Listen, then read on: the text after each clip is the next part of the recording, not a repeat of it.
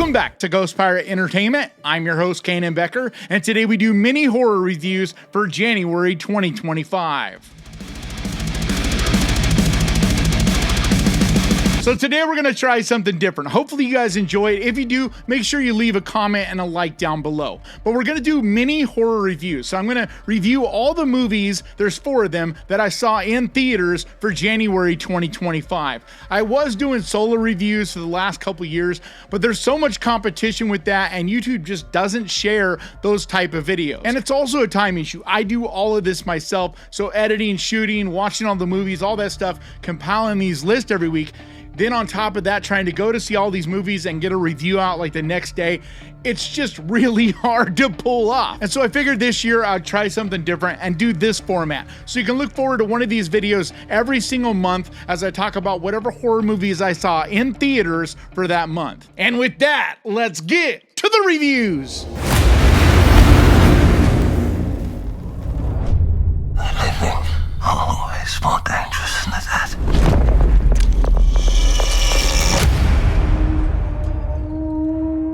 The Damned is a 2024 internationally produced folk horror movie, written and directed by Theodore Paulson. It stars Odessa Young, Joe Cole, and Rory McCann. A 19th century widow has to make an impossible choice when during an especially cruel winter, a foreign ship sinks off the coast of her Icelandic fishing village. I've seen evil trying to get in here.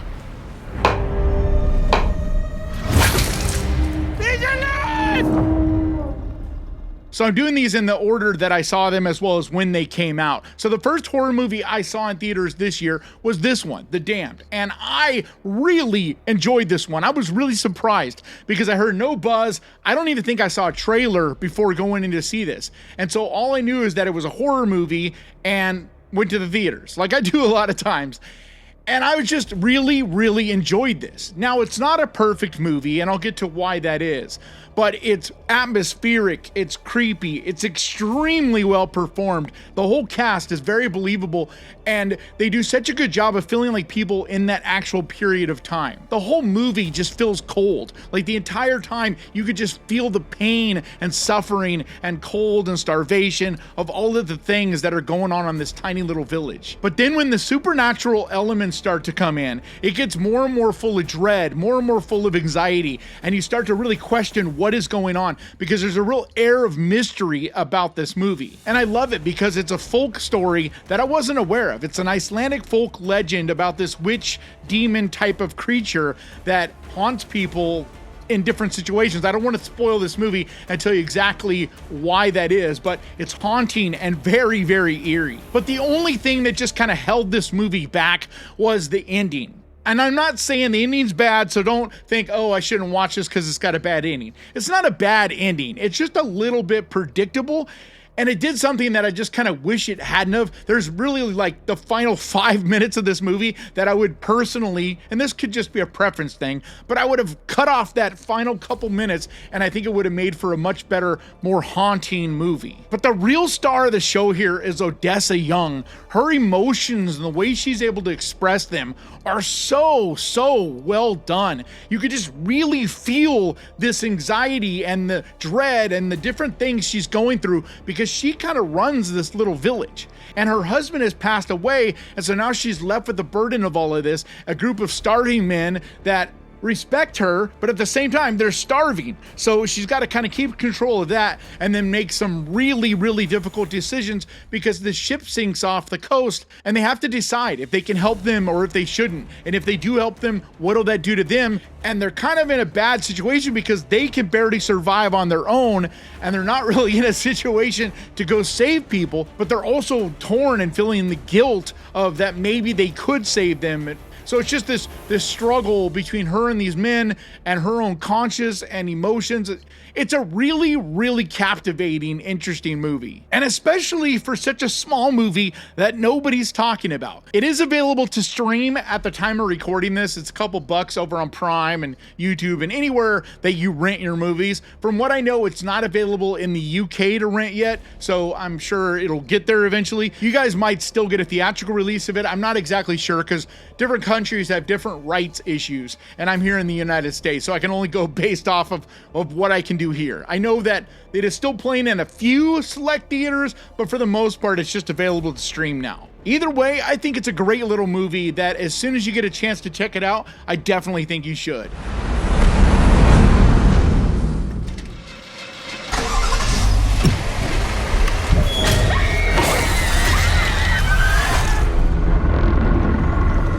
Wolfman is a 2025 horror movie, co-written and directed by Leigh Whannell. It's a reboot of The Wolfman from 1941 and stars Christopher Abbott, Julia Garner, and Matilda Firth. A family at a remote farmhouse is attacked by an unseen animal. But as the night stretches on, the father begins to transform into something unrecognizable. What was that thing, Blake? It was like an animal, but it was standing on 2 feet, like a person. So I went into this with kind of low expectations. For one, it's being released in January, and the track record for January's, a lot of times horror movies are just kind of dumped there. Movies in general, it's not to say they're bad, but they're a lot of times not great either. But it's also Blumhouse, and over the last couple years, their track record has just not been great. The movies they've been releasing just feel, I don't know, without heart, without real substance. I'm not exactly sure how to put my finger on it, but they just kind of feel like cash grabs.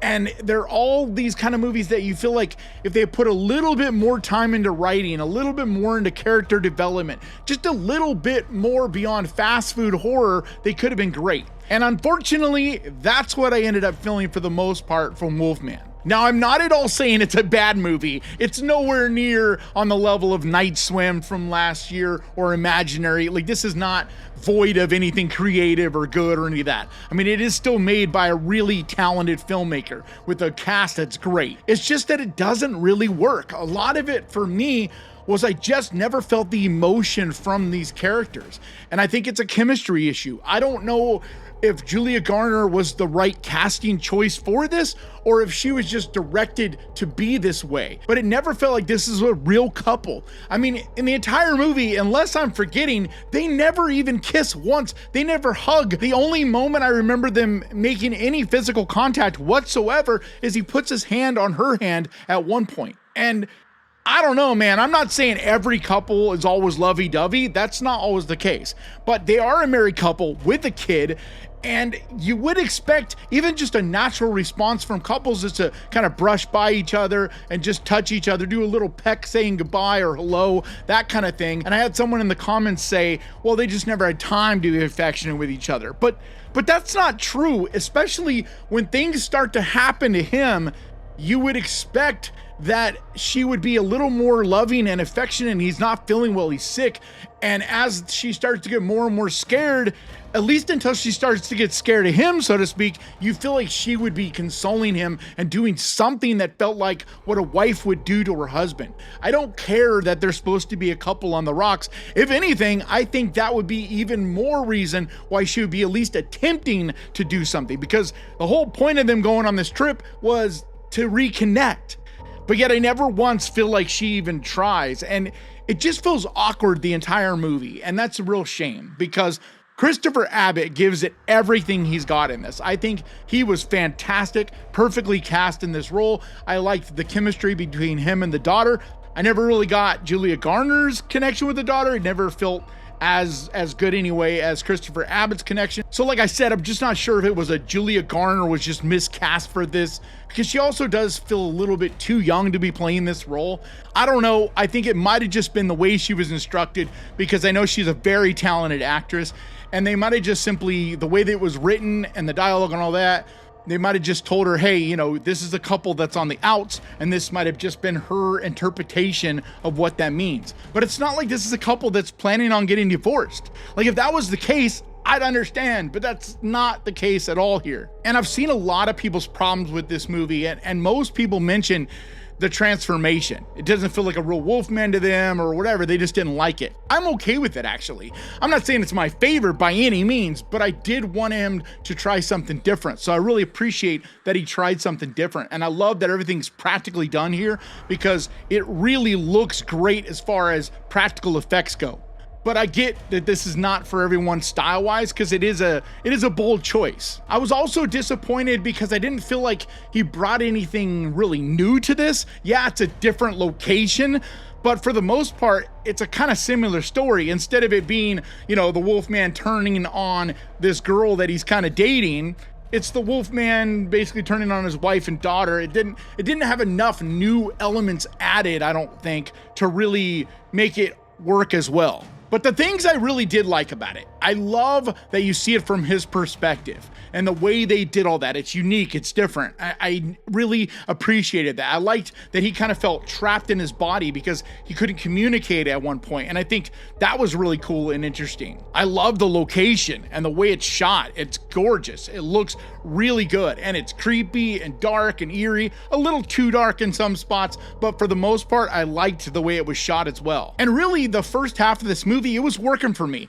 It wasn't really until kind of the final act when I really needed to feel these characters, feel fear, feel sadness, you know, things like that, and it just didn't register. And like I said, at least for me, it was because I didn't feel these characters were real. I never got lost in their story and in this movie. And so it just constantly felt like I was on the outside, just watching things happen, and had a real like, you know, whatever feel when it was over. So for the most part, I think Wolfman is mid. Not a bad movie, but kind of mid, and a little bit of a disappointment. So my recommendation is, it is still playing in theaters, so I'm not saying don't go see it at a theater, but I would wait to rent it or Netflix or something like that. It is worth watching. It is still entertaining, especially if you kind of keep your expectations low and just go in looking to be entertained. But definitely don't expect to have your mind blown by this, because it's just really not on that level.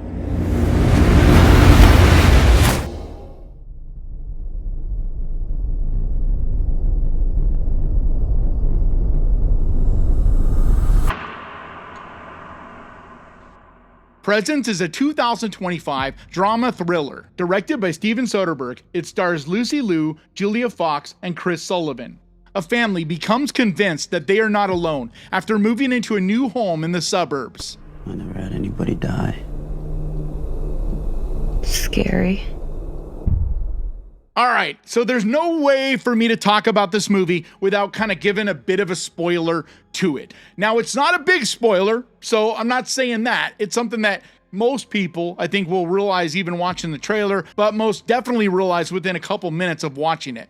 So you know pretty quickly on that you're seeing this movie through the eyes, so to speak, through the perspective, not eyes, but perspective of a supernatural entity of some kind. You don't know who it is or what exactly it is. You just know that you're kind of floating around this entire movie, seeing everything from that perspective. Now, it's not like the camera turns around and shows you this kind of invisible body or anything like that.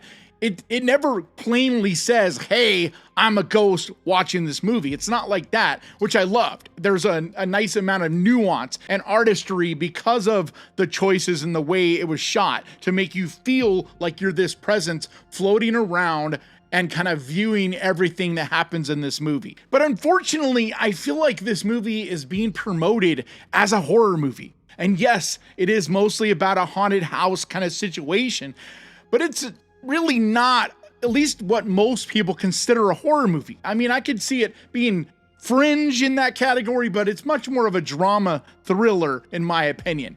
I would still talk about it on horror list like I am here, but I just think that if you go in expecting a real true blue, like scary kind of horror movie, you're gonna probably be disappointed. But instead, what it is a very artistic, beautifully shot, well-produced movie. It feels so creative and interesting.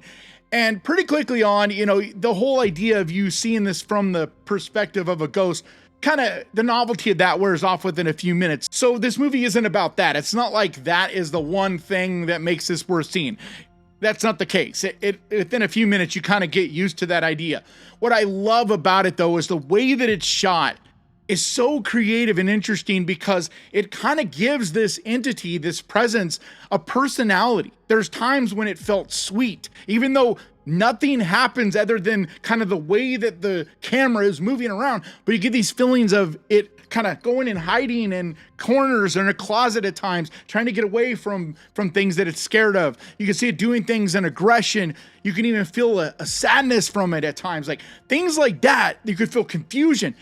And that is just so fascinating to see how you even pull that off, because it isn't with words and it isn't even with an expression, and yet it still comes across pretty clear, at least in my opinion. But in a lot of ways, this is a very heartbreaking, moving movie. It's very emotional. The characters are so interesting and layered, and there is no good guy, there is no bad guy really. There's just a bunch of different characters that do good things, do bad things, and everything in between. And every time you kind of think that one figure in particular may be a good guy or a bad guy or a good girl or a bad girl, whatever, you end up realizing, oh no, they're just a misunderstood character, or they may have done something that's not great, but in reality, they are a good person in, overall. There's all those kind of things that are so well done in this, but it's very much a slow burn because the vast majority of this movie is just dialogue. I mean, it all takes place in just this one home because you're seeing it all from, like I said, the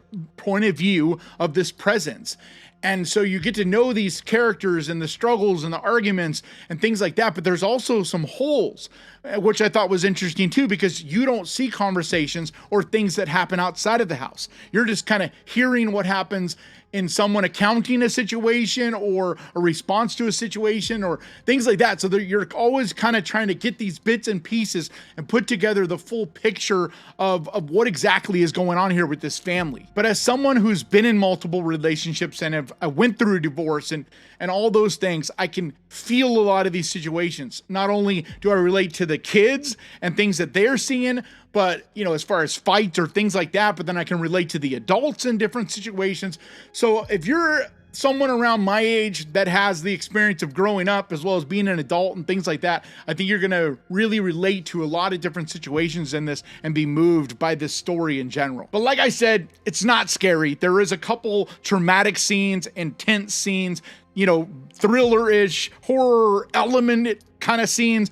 But for the most part, it's not going to scare you. It's going to make you uncomfortable. It's going to make you unnerved at times. You're going to have anxiety. You're going to feel dread, that kind of stuff, but not really scared. But I think it's a very interesting, experimental, artsy kind of film. And if that's something you generally appreciate, the slow burn, A24 kind of movies, then I think you absolutely should check this one out. At the time of recording this, it's still only in theaters. It'll probably be in theaters for a few more weeks, but I'm sure it'll be streaming before too long, and it's definitely worth a rental. There was just a spark.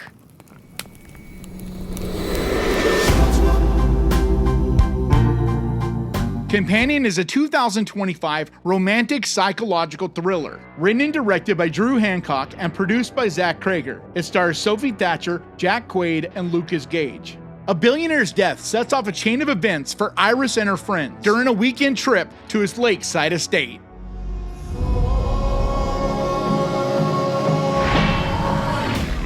All right, so far this year, this is definitely my favorite movie.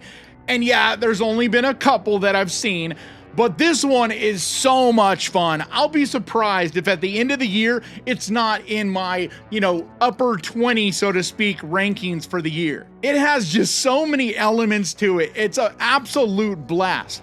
But if you haven't seen, especially the second trailer, avoid that at all costs. I will not spoil it here because at the time of recording this, it's not even out yet. It comes out tomorrow at the time of recording this. You'll see this a couple days after I shoot this, so it is available right now in theaters. But there's kind of a big twist in the first few minutes of this movie, like the first 10 minutes of it.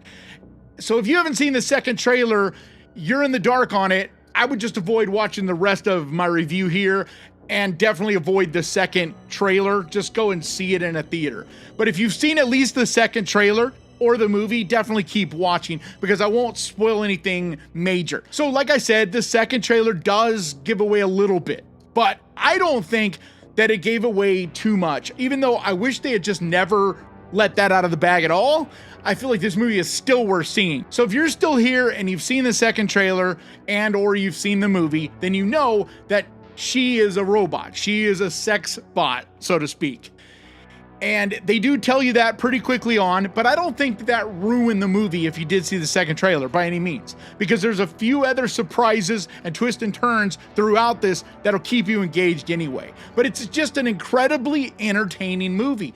It's a lot more lighthearted than I thought it would be. It's not really scary. It is intense. It is a little bit of a nail-biter, you know, that kind of thing. It does get gory though. There's definitely some gore. They turn it up at times. It's produced by Zach Krager, who did Barbarian. And so you can definitely feel kind of some of those elements, at least style-wise, to what he did, where, yeah, this is less horror than that, but that still had a lighthearted quality to it, and this does as well. It's a fun movie. Like, that's the best way to put it. It's exciting, it's entertaining, great characters, interesting backstory, and little by little you kind of get exposed to what these things are, and the layers peel back, and eventually you get like the full picture of who everybody is and why they're doing the things that they're doing in this. But it just never gets that dark. It always stays upbeat enough. The color palette, the way it's shot and edited, it's frenetic and fun and intense in that way. I came away with a little bit of a similar vibe to the way I felt with Fresh. That movie is a little bit darker, of course, it's about cannibalism, but this still kind of has that sensibility where it's still fun, even though there's some messed up things that happen, deaths and gore and things along those lines. It never stops being funny. There's a tongue-in-cheek element to it. It's a little bit campy in the way that it does things. It's playful and very creative in every element of this world that's built here. But the real star of this, the main reason to go see this movie, is Sophie Thatcher and Jack Quaid. Their interactions, their back and forth are so entertaining, so much fun, but there's also like a moody, emotional part to this as well, because if you've ever been in love, if you've ever dated, which I'm sure you have, there's always these ups and downs with every relationship. And there's that swept off your feet, being in love and infatuated. There's when it falls apart, there's breakups, there's all these different things that'll happen to you over a lifetime in relationships. And this kind of has a lot of these different elements of relationships and things that people go through. And it delves into some of those without losing sight though that it's entertaining you and still being fun. So yes, it does get emotional at times. Yes, it has a few of these things that you will feel, like you'll feel connected to these characters, but it's all, like I said, done enough in a tongue-in-cheek and a lighthearted way that it still feels fun. But as much as I've said it's fun and entertaining and all that, I wouldn't say it's a comedy either. Like, there is comedic timing and there is comedy in here, but it's more situational. There isn't jokes per se. It just overall has like a lighthearted way that it's put together so that you're never supposed to take it super serious. It's not a movie that, you know, thinks it's too artsy for the room or too deep for the room or any of that. It's aware of what it is and it just has fun with it. It's just there to entertain you and take you on this ride. But I absolutely loved this movie, and I think it's one you absolutely should get out to the theaters and check out. So that's gonna do it for me today. These were the 4 horror movies I saw in the month of January 2025. Hopefully you guys like this. If you do, make sure you leave a comment and a like. Let me know if you want to see more of these, and maybe I'll do it again next month. But I also want to give a huge, massive, enormous thank you to the Ghost Pirate crew, to you guys over on Patreon, and to the channel members over here. You guys mean so much to me. And if you would like to help support this channel over on Patreon, there's a link down in the description. Or you can become a channel member and help support the channel that way by clicking on the join button down there. But like always, thank you so much for watching. Please crush that like button. And remember, guys, horror can be fun. And if you enjoyed this, click right here to watch me talk about 10 horror movies you gotta see over on Prime Video right now. And I'll see you guys next time.